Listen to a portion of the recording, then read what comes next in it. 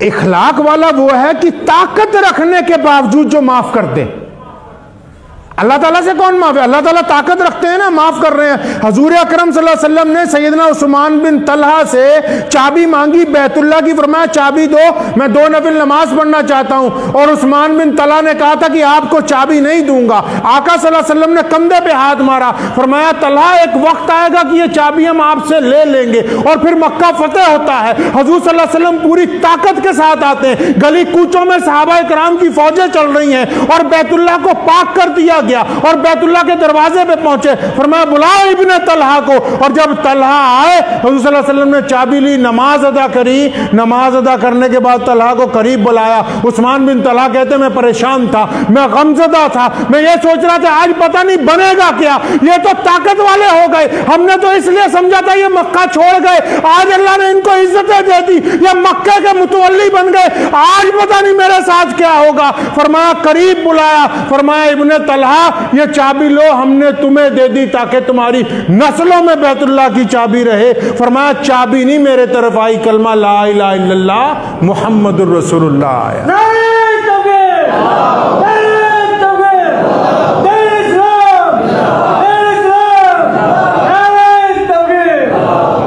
رئیس الاحرار حضرت مولانا حبیب الرحمان صاحب لدھیانوی رحمۃ اللہ علیہ اکثر تقریروں میں فرمایا کرتے تھے کہ نبی دونوں حالتوں میں کریم ہوتا ہے. جب نبی کمزور ہوتا ہے تو صبر کرتا ہے، جب طاقتور ہوتا ہے تو رحم کرتا ہے. محمد رسول اللہ جب بیت اللہ کے اعتراف میں کمزور تھے، جب مشرکین کا وہاں غلبہ تھا تو صبر کیا، اور جس دن اللہ نے پاور دی بدلہ نہیں لیا. ابن طلحہ کہتے ہیں کہ میرے طرف اسلام آ گیا، میں تو سوچتا تھا کہ پتہ نہیں آج بنے گا کیا. اور پھر رسول اکرم صلی اللہ علیہ وسلم اسی دن جب رات کو اپنی بہن حضرت ام ہانی کے گھر گئے ہیں، سارے مکے کو چھوڑ کے، اس غریب عورت کے گھر جو حضرت علی رضی اللہ تعالیٰ عنہ کی سکی بہن ہے، آپ صلی اللہ علیہ وسلم کی چچا زاد بہن ہے. رسول اللہ صلی اللہ علیہ وسلم نے ہمیں تعلیم دی ہے کہ اگر تم چھوٹوں کا احترام کرو گے، ہمارے یہاں معاشرے میں یہ بیماری پیدا ہو رہی، لوگ چھوٹوں کو انسان نہیں سمجھتے، لوگ دکان پہ کام کرنے والے ملازم کو انسان نہیں سمجھتے، لوگ رکشہ والے کے ساتھ بدتمیزی سے پیش آنا چاہتے ہیں، لوگ ٹیکسی ڈرائیور کے ساتھ بدتمیزی، اپنے سے کمزور کے ساتھ جو ظلم کر رہا ہے وہ انسان نہیں ہے. شریعت نے کہا ہے کہ اخلاق وہ نہیں کہ آپ اپنے سے طاقتور کے ساتھ محبت سے پیش آتے ہیں، اخلاق یہ ہے کہ آپ اپنے سے کمزور کے ساتھ کس لحاظ سے پیش آ رہے ہیں. تو پہلے تو یہ طے کرنا ہوگا کہ ہمیں اپنے مزاج کے اندر، ہمارا جو اپنا مزاج ہے، کیا اس میں یہ بات پیدا ہو گئی کہ ہم بدلہ لینے کی نہیں سوچتے ہیں؟ کیا ہم اپنے بھائیوں کو معاف کرنے کا اپنے اندر طاقت رکھتے ہیں؟ اب کیا پڑوسی کو معاف کرنے کی طاقت رکھتے ہیں؟ کیا بیوی بچوں کو درگزر کرنے کی طاقت رکھتے ہیں؟ اگر ہم دوسروں کو معاف کر رہے ہیں پھر آؤ نا اللہ سے معافی مانگو. اللہ تعالیٰ فرماتے ہیں میں تو معاف کرنے کے لیے تیار ہوں. اب ایک بندہ کہے نہیں میں اللہ سے اپنے گناہوں کی معافی مانگوں گا، باقیوں سے بدلہ لوں گا، تو اس کو اللہ کے حضور معافی کیسے مل سکتی ہے؟ اور یہاں اللہ تعالیٰ نے وعدہ کیا ہے کہ آپ صبر کیجئے. محمد رسول اللہ صلی اللہ علیہ وسلم کو آپ دیکھیں، ہمارے پیارے رسول صلی اللہ علیہ وسلم کی مشرکین سارے ایک طرف ہیں اور رسول اللہ صلی اللہ علیہ وسلم تنہا ہیں مکہ مکرمہ میں. صبر اور ہمت کا مظاہرہ کیا. آج مکہ مکرمہ، مدینہ منورہ اور پھر دنیا کے بے شمار ملک اور دنیا کی تمام زمینیں، تمام نسلیں، تمام رنگ کے لوگ کلمہ لا الہ الا اللہ محمد رسول اللہ پڑھنے والے موجود ہیں. آپ اندازہ لگائیں کہ اللہ تعالیٰ کا یہ جو وعدہ ہے، آپ صبر کیوں نہیں کرتے؟ ذرا سی بات پر بدلہ لینے کی خواہش کیوں دل میں پیدا کرتے ہیں؟ کسی نے کہا کہ وہ صاحب بہت ترقی کر گئے، تو بڑی اماں کہنے لگی اچھا ترقی کر گئے، اس کا مطلب اب خوبصورت بولتے ہوں گے، اب ان کے لب و لہجے میں مٹھاس آ گئی ہوگی، اب وہ پیار اور محبت زیادہ بانٹتے ہوں گے، اب وہ اپنی ماں باپ کا اکرام زیادہ کرتے ہوں گے. اپنی بیوی کے ساتھ محبت پہلے سے زیادہ کرتے ہوں گے، ان کو نئے لفظ سمجھ آتے ہوں گے، ان کے ذہن میں نئی پیاری پیاری باتیں آتی ہوں گی. کہتا نہیں ایسی کوئی بات نہیں، ان کی ترقی یہ ہوئی ہے کہ 1 سے 2 دکانیں ہو گئی ہیں اور 4 گاڑیاں ہو گئی ہیں اور بہترین بزنس. یہ ترقی نہیں ہے. اگر بندے کو مرنے کے بعد پیچھے لوگ روئیں نہ تو پھر ترقی نہیں ہے. وہ کیسی ترقی ہو سکتی ہے جس میں خود پسندی ہو، سوائے اپنی ذات کے کسی اور کو دیکھا ہی نہ ہو اس نے. آپ اپنے معاشرے میں کبھی یہ اپنے گریبان میں جھانکا کہ آپ کی وجہ سے کتنے لوگ تنگ ہیں؟ اچھے کپڑے پہن لینے سے، بڑھیا داڑھی ٹوپی لگا لینے سے انسان کا کردار اسلام والا نہیں ہو سکتا ہے.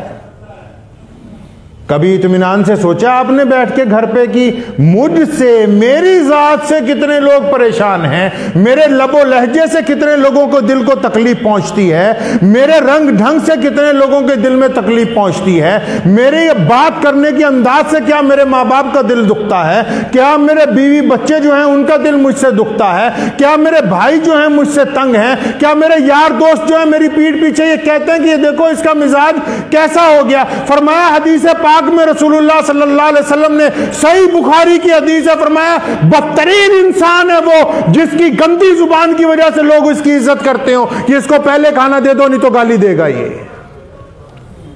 اس کو کار میں اگلی سیٹ پہ بٹھاؤ نہیں تو یہ بے عزتی کرے گا،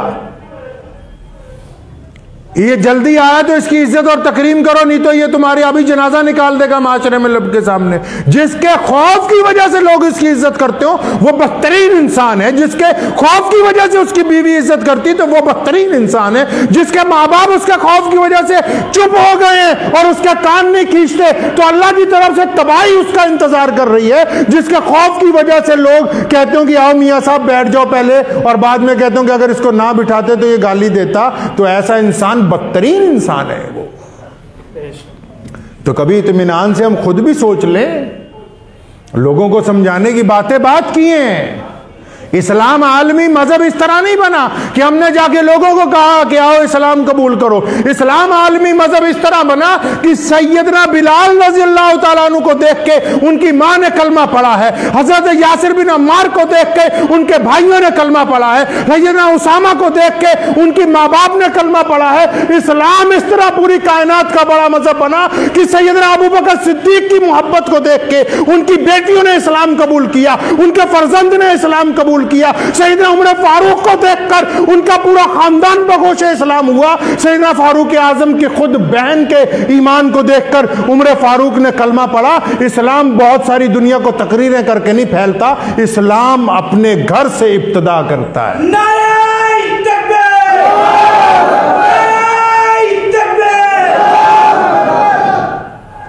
ہمیں اس بات کو سوچنا ہے اطمینان کے ساتھ، خاص کر جو لوگ نوجوان ہیں، کہ بھائی کیا ہمارے مزاج سے کسی کو تکلیف تو نہیں ہو رہی؟ تانے دے رہے ہیں، وضو خانے پر تانے، مسجدوں میں تانے، سلام پھیر کر تانے. وہ جو اپنا جس کا کام نہ بنتا وہ دوسرے کے کام میں دخل اندازی کرتا ہے. آپ اندازہ لگائیں، جس کی اپنی گاڑی صحیح نہیں چلتی وہ دوسروں کی فکر کرتا پھرتا ہے. پہلے اپنی فکر تو کر لیں. ہم جب مریں گے اپنی قبر میں خود جائیں گے، ہم سے الگ سے سوال ہوگا. یہ سوال نہیں ہوگا کہ تمہارے دائیں طرف نماز پڑھنے والے نے رکوع سجدہ نہیں کیا تھا تو تم نے ٹوکا تھا کہ نہیں ٹوکا تھا. مسجد میں بچے پیچھے شور مچا رہے تھے تو تم نے انہیں ہڑکایا تھا کہ نہیں ہڑکایا تھا. یہ سوال نہیں ہوگا.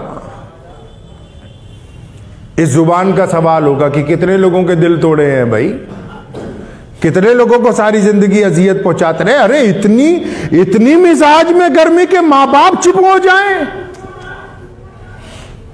آپ اندازہ لگائیں بھی کچھ لوگوں کے مزاج میں اتنی گرمی کے ماں باپ خوف کی وجہ سے چپ ہو جائیں. اس سے بڑا دنیا میں عبرت کا کیا مقام ہو سکتا ہے کہ ایک بندہ آواز میں، اپنے لب و لہجے میں، اپنی دولت کی وجہ سے، اپنے لباس کی وجہ سے دنیا میں بہت ترقی کی پسند کے طور پر جانا جاتا ہو تو اس کے ماں باپ اس کے خوف کی وجہ سے چپ ہو جائیں، تو اس کے لیے اس سے بدترین مقام کیا ہو سکتا ہے. قرآن پاک نے یہ جو بات کہی جس کو پوری دنیا کے حکماں مل کے بھی آج تک نہ اکٹھا کر سکے کہ اللہ صبر کرنے والوں کے ساتھ ہے، تو اس کا مظاہرہ تو یہی ہے کہ اللہ نے کہا کہ اچھا گھر میں صبر کرو گے ہم تمہارا تعاون کریں گے، گھر کی تمہاری پریشانیاں دور ہو جائیں گی۔ ماں باپ کے سامنے اللہ نے فرمایا کہ اوف نہ کرنا، فرمایا یہاں صبر کرو گے ہم تمہیں عزت عطا کریں گے۔ دوستوں کی باتوں کے اوپر اللہ نے جب صبر کرنے کا حکم دیا، فرمایا جن سے محبت ہے ان کو بتا دو اللہ کے رسول نے کہ ہمیں تم سے محبت ہے، اور جب صبر کرنے کا حکم دیا فرمایا جب تم ان کو عزت دو گے، اسلام نے کہا اللہ تمہیں عزت دے گا۔ آپ عزت دینے کے لیے نہیں تیار، آپ چاہتے بھی عزت مل جائے ہم کو بس۔ اللہ کے بندے آپ جو تقسیم کریں گے وہی لوٹ کر آپ کی طرف آئے گا نا۔ آپ جتنی رقم دے کے بازار میں سامان خریدتے ہیں اسی رقم کا سامان ملتا ہے نا آپ کو، اسی کوالٹی کا سامان ملتا ہے جتنی رقم آپ خرچ کرتے ہیں۔ تو آپ اپنی کوالٹی کب اچھی بنائیں گے؟ یہ ہم تک جو اسلام پہنچا ہے یہ رسول اللہ صلی اللہ علیہ وسلم کے صحابہ اکرام کی کوالٹی ہے کہ ہم مسلمان ہوئے ہیں۔ محمد بن قاسم جو اس ملک میں آیا پہلی بار، جب اس نے آ کے چھاتی سے لگایا ان لوگوں کو جنہیں لوگ ایک کنویں سے پانی نہیں پینے دیتے تھے، جنہیں لوگ انسان نہیں سمجھتے تھے، تو انسانیت چیخ پڑی کیا ایسے بھی لوگ ہوتے ہیں کہ جو دوسروں کو اپنی چھاتی سے لگا لیں بنا رنگ اور نسل کے بھید بھاؤ کے؟ تو اس نے بتایا ہاں مدینے والے کے جو ماننے والے وہ ایسے ہی ہوتے ہیں صلی اللہ علیہ وسلم۔ تو کیا ہمارا مزاج ویسا نہیں ہونا چاہیے؟ اطمینان سے سوچئے رات کو بستر پر لیٹ کے، بڑے اطمینان سے سوچئے آج گھر پہ جا کے کہ ہم سے کتنے لوگ پریشان ہیں۔ اللہ نے فرمایا میرا کنبہ ہے۔ موسیٰ علیہ السلام نے کیا بھی یہ دنیا دے جو لوگ نے تے دنیا جننے بندے ہیں چرندے پرندے جو بھی اللہ نے فرمایا جو بھی میں بنایا، اللہ فرماندے میرا کنبہ ہے۔ تمہارے کنبے کو کوئی چھیڑ دے تو سارے اکٹھے ہو جاتے ہو نہیں؟ تو اللہ کے کنبے کے فرد کو کسی کو کوئی تکلیف پہنچائے تو اللہ ناراض نہیں ہوں گے؟ کوئی اللہ تعالیٰ کے کنبے کو پریشان کرنا چاہے تو اللہ تعالیٰ اس سے راضی ہو سکتا ہے؟ سیدنا موسیٰ علیہ السلام کو ایک دن کہا کہ بھئی کوئی ایسی چیز لیا جو گھٹیا بنائی ہو ہم نے، جس کا معیار نیچا ہو۔ ہم بھی دیکھیں دنیا میں اتنی چیزیں بنائی ہیں، ایسی کون سی چیز ہیں؟ موسیٰ علیہ السلام دوسرے دن گئے خالی ہاتھ، فرمایا اللہ جی کوئی لبیا کوئی نہیں، مجھ سے کمتر ہے ہی کوئی نہیں۔ فرمایا موسیٰ میں آپ کو یہ بتا دوں کہ اگر آپ غلطی سے ایک بکری کا بچہ لے آتے کالا سا کہ اللہ یہ کمتر لگتا ہے تو یہ نبوت واپس لے لی جاتی۔ اللہ فرماتے کہ ہم نے کسی کو کمتر بنا عزت والا پیدا ہی نہیں کیا ہے۔ صحیح بخاری کی حدیث ہے، محمد رسول اللہ نے فرمایا کہ جتنے فرد لوگ پیدا ہوتے ہیں چاہے بیٹے ہوں یا بیٹیاں ہوں، فرمایا بنا عزت کے، اور ان کی ماؤں نے انہیں آزاد پیدا کیا ہے۔ حضور صلی اللہ علیہ وسلم فرمایا ان کی ماؤں نے انہیں آزاد پیدا کیا ہے، آپ کون ہیں جو ان کو غلام بنا لے؟ آپ اپنی طاقت کے ذریعے دوسرے کو غلام کیوں بنانا چاہتے ہیں؟ اپنی بات سمجھائیے۔ جن سے پیار محبت ہے، جن سے روز کا معاملہ ہے، اپنے مطالبات ان کو سمجھائیے، ان کے خود سمجھیے۔ مسجد میں آ کے بزرگ بننے کی کوشش نہ کریں جب تک گھر والے یہ نہ کہہ دیں کہ یہ میرا دوست ہے، تب تک آپ بزرگ نہیں بنے، اور جب تک گھر باہر والے دوست نہ کہہ دیں کہ یہ ہمارے گھر والا ہے، اس وقت تک آپ کا معیار پورا نہیں ہوا۔ گھر والے یہ نہ کہہ دیں کہ یہ میرا دوست ہے اور باہر والے یہ نہ کہہ دیں کہ ہمارا گھر کی طرح ہے، تو تب تک معیار پورا نہیں ہوا۔ دکھاوے کی بات کرنے کی جو کوششیں ہیں وہ منہ پر ماری جائیں گی۔ فرمایا ایسی نمازیں ایسے صدقات منہ پر مارے جائیں گے کہ اچھا لوگوں کو دکھانے کے لیے کام ہو رہا ہے، اور جہاں کرنا ہے وہ کام جس جگہ وہ تو کر کے دیکھو کبھی۔ کئی لوگوں کو نیند نہیں آتی، ہمارے ہاں تعویذ نہیں دیتے مسجد میں، ہمارے ہاں ہمارے دادا مرحوم نے، والد محترم نے، ہم نے کبھی تعویذ نہیں لکھا آج تک۔ کئی لوگ آتے ہیں پوچھنے کے لیے کہ جی نیند نہیں آتی، یہ ہو گیا وہ ہو گیا، تو میں ان کو کہا کرتا ہوں ذرا اطمینان سے بیٹھ کے یہ تو سوچو دل کتنوں کا دکھایا ہے۔ جیب میں پیسے ہونے کے باوجود مدد کیوں نہیں کی؟ تمہارے تو دروازے تک اللہ تبارک و تعالیٰ نے اپنا نمائندہ بھیج دیا تھا، تم ان کی طرف کیوں نہیں گئے؟ مجھے اچھی طرح یاد ہے، شاید سن 90 یا 92 کی بات ہوگی، ایک صاحب یہاں پر، ان کا نام اب چچا ابراہیم صاحب ہے، تو وہ تشریف لائے تو ابو جان وہاں دفتر میں بیٹھے تھے تو رونے لگے کہ جی میرا بیٹا گم ہو گیا ہے، غیر مسلم تھے، کہ جی میری ماں، اس کی ماں کہتی ہے کہ وہ جامع مسجد والوں سے ہی تعویذ لاؤ تب یہ ملے گا۔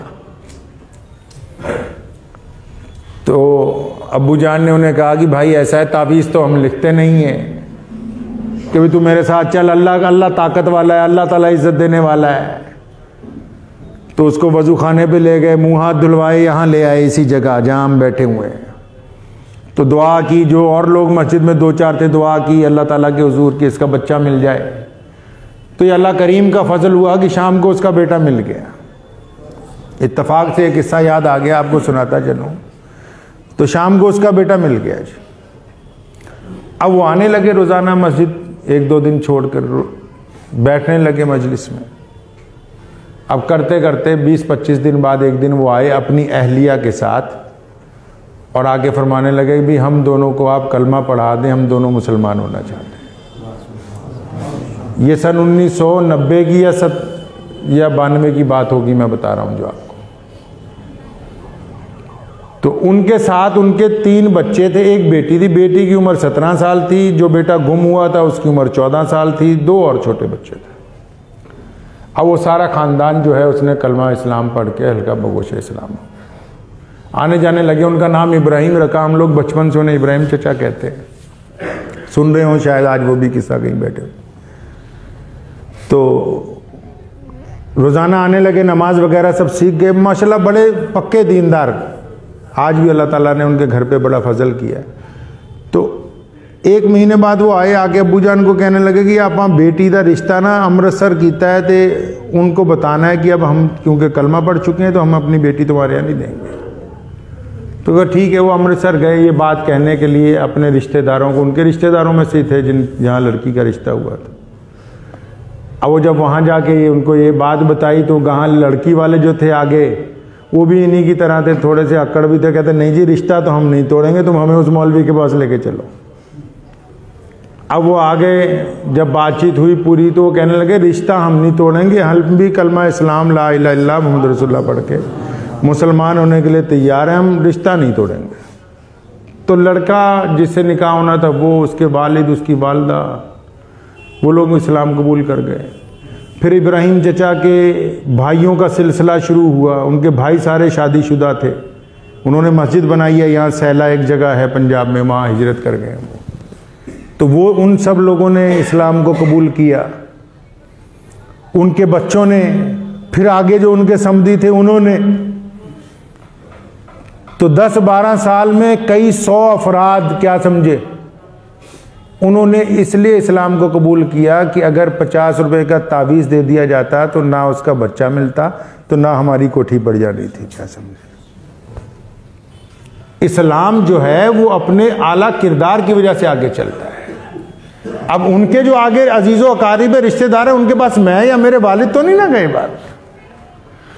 جس نے اسلام کو قبول کیا اس کے لب و لہجے میں تبدیلی آئی، شراب چھٹ گئی، اب معاملات میں نیکی آ گئی، چہرے پر نور آ گیا، تو دیکھ کے باقی لوگوں کو مجبور ہونا پڑا۔ تو میں اکثر نا مسلمانوں پوچھتا ہوں نا جڑے ساڈے اتنے ہے بھجے جان گے مولویاں کو 500 روپے ہاتھ فڑا کے بھی سر تے ہاتھ رکھ دیو، وہ بھی کیا تمہارا بھی کوئی ایسا پیر ہے جس کو دیکھ کے کبھی کسی نے کلمہ پڑھا ہو؟ کیا اس کا کردار بھی ایسا ہے؟ مجھے کئی لوگ کہتے ہیں جی ہم کشمیریوں میں بڑی بیماری ہے پیروں کی، میں ان کو پوچھا کرتا ہوں بھی تمہارے یہاں بھی کوئی ایسا پیر ہے کہ کوئی سیر کرنے گیا ہو تو اس نے تمہارا کردار دیکھ کے اسلام کو کہا ہو کہ بہترین مذہب ہے؟ کیا آپ کے پاس بھی ایسے شیخ الحدیث ہیں، ایسے مولوی ہیں؟ کیا تمہارے علاقے میں بھی کوئی ایسا اللہ والا ہے جس کی شکل دیکھ کے بندہ کہے کہ ہاں اس کے چہرے پر اللہ کا نور برس رہا ہے، اس کے جس کو دیکھ کے لوگ لبے لہجے کو کہیں کہ یہ کلمہ ہے؟ ایک بوڑھی عورت جو ہے وہ حضور صلی اللہ علیہ وسلم کی خدمت میں آئی، اس نے کہا یا رسول اللہ مجھے فلاں بیماری ہے، فرمایا بی بی بیماری کو چھوڑ، اگر تو صبر کرنے لگے میں جنت کا وعدہ کرتا ہوں۔ صبر کرنے لگے تو میں جنت کا وعدہ کرتا ہوں. کہنے یا رسول اللہ ٹھیک ہے میں آج سے صبر کروں گی, لیکن مرگی کا دورہ پڑتا ہے, آپ دعا کریں کہ جب مجھے مرگی کا دورہ پڑے میرا روپٹہ سر سے نہ اترے. آقا صلی اللہ علیہ وسلم نے دعا کی کہ جب اس کو مرگی کا دورہ پڑے تو روپٹہ سر سے نہ اترے. دعا یہ بھی ہو سکتی تھی کہ یہ بیماری میں شفا آ جائے, لیکن فرمایا صبر کر اللہ تجھے جنت دیں گے.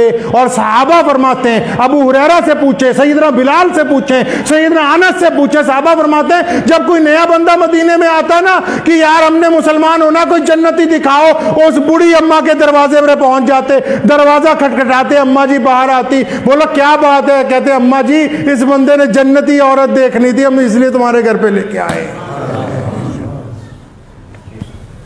تو میں یہ پوچھتا ہوں کہ ہم میں بھی ایسے لوگ ہیں؟ اپنی شکل دیکھیں جا کے آئینے میں, اور پھر اگر یہ شکل کسی غیر مسلم دوست کے نزدیک بے ایمان کی ہے تو آپ نے اسلام کا نقصان کیا, یہ سوال ہوگا قیامت والے دن. اگر اس شکل نے کسی غیر مسلم دوست کے ساتھ, کسی غیر مسلم کے ساتھ بے ایمانی کی ہے اور جھوٹ بولا, اور وہ یہ کہتا ہے کہ مسلمان جھوٹے ہوتے ہیں, تو یہ سوال ہوگا قیامت کے دن محمد الرسول اللہ کے دربار میں کہ ادھر آ, تیری وجہ سے میرے دین کو برا کہا گیا, جواب دے. سوال یہ نہیں ہونا ہے کہ کپڑے کیسے تھے, لب و لہجہ کیسا تھا. سوال اس بات کا ہوگا کہ کیا تمہارے کردار کی وجہ سے لوگوں نے کسی نے اسلام کو برا تو نہیں کہا. اسلام آپ سے یہ چاہتا ہے, یہ جتنی شکلیں بیٹھی, چاہے میری ہو چاہے آپ کی ہو, چاہے چہرے پہ داڑھی ہے یا نہیں ہے, چاہے آپ نمازی ہیں یا نہیں ہیں, یہ تمام شکلیں باہر سڑک پر, یہ تمام شکلیں ریلوے اسٹیشن پر, یہ شکلیں تمام ایئرپورٹ پر, یہی شکلیں دکانوں پر, یہ محمد الرسول اللہ کے دین کی یہ گواہی دیتی ہیں, یہ حضور صلی اللہ علیہ وسلم کے دین کی تصویر ہیں. اب آپ کی مرضی ہے کہ اس تصویر کو خوبصورت بنائیں, آپ کی مرضی ہے اس تصویر کو بدصورت بنا دے, یہ آپ کے اختیار کے اندر ہے. یہ نہ سوچا کرو مولویاں نے ٹھیکہ لے لیا دین دا, مولویاں دے پیو دا دین ہے, ٹھیکہ لے لیا مولویاں نے. جو بنا مولویوں کے بے ایمانیاں کریں گے کیا اس کی وجہ سے اسلام بدنام نہیں ہوگا؟ اس لیے یاد رکھا کریں صبح شیشے کے سامنے کہ یہ صرف عبد الرحمن کی فوٹو نہیں ہے, یہ قریشی صاحب, انصاری صاحب, میر صاحب, صرف ڈار صاحب کی شکل نہیں ہے, یہ اسلام کی شکل ہے. چاہے یہ 80 سال کی ہے, چاہے یہ 10 سال کی ہے, چاہے 20 سال کی ہے, یہ اسلام کی شکل ہے. اور اس شکل کو دیکھ کر طے کرتے ہیں لوگ معاشرے میں کہ مسلمان کیسے ہوتے ہیں. تبھی تو انگلینڈ کی پریس رپورٹر ریڈلی جب افغانستان میں قید رہی, اس نے جا کے جب کہا کہ میں نے کلمہ لا الہ الا اللہ محمد الرسول اللہ پڑھ لیا, پوری دنیا کا کفر اس 21ویں صدی میں کانپ گیا تھا کہ کیا ایسے بھی مسلمان ہوتے کہ ان کا قیدی بھی کلمہ پر سلام پڑھنے کے لیے مجبور ہو جائے. تو اس لیے ہمیں یہ طے کرنا ہے کہ ہمارا کردار کیسا ہے. کریں گے انشاءاللہ طے, ہاں, دوسروں کو نہیں طے کروانا ہے, یہ میری بات یاد رکھنا. گھر جا کے یہ نہیں کہ جنانی نو کہے, بھرا نو کہے, نہیں, پہلے خود طے کرنا ہے. اور جب آپ طے کر لیں گے نا انشاءاللہ وہ 10-15 دن بعد آپ کو کہیں گے کہ عبد الرحمن بھائی, انس بھائی, جنید بھائی, کیا بات, ماشاءاللہ پہلے سے زیادہ تبدیلی نظر آ رہی. جب یہ بات آ جائے گی تب وہ اسلام کا پیغام آگے جائے گا انشاءاللہ. دعا کیجئے اللہ تعالیٰ مجھے بھی اور آپ سب کو بھی ان تمام باتوں پہ عمل کرنے کی توفیق عطا فرمائے. وآخر دعوانا ان الحمدللہ رب العالمین. سبسکرائب اشاعت الاسلام.